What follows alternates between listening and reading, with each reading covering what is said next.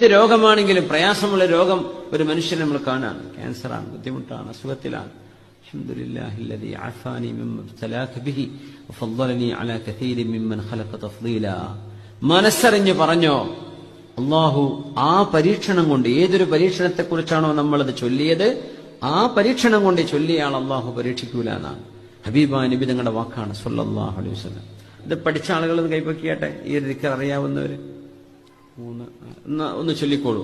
അൽഹംദുലില്ലാഹില്ലദീ ആഫാനി മിമ്മ ഇബ്തലാക ബിഹി വഫദ്ദലനി അലാ കസീരിൻ മിമ്മൻ ഖലഖ തഫ്ദീല.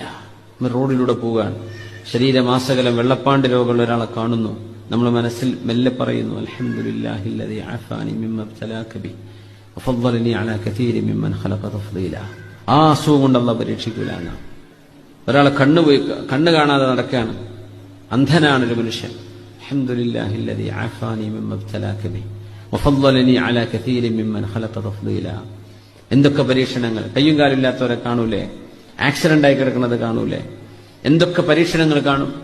ആ പരീക്ഷണങ്ങളിൽ നിന്നൊക്കെ അല്ലാഹു ഈ ഉമ്മത്തിന് രക്ഷ കിട്ടാൻ വേണ്ടി നിബിധങ്ങൾ പറഞ്ഞ വളരെ അമൂല്യമായി വിലമതിക്കാനാവാത്ത വാക്കുകളാണ് ഇതൊക്കെ. ഇതൊക്കെ പഠിച്ചു വെച്ചാൽ എത്രയതിന്റെ ഉപകാരം എന്നാ.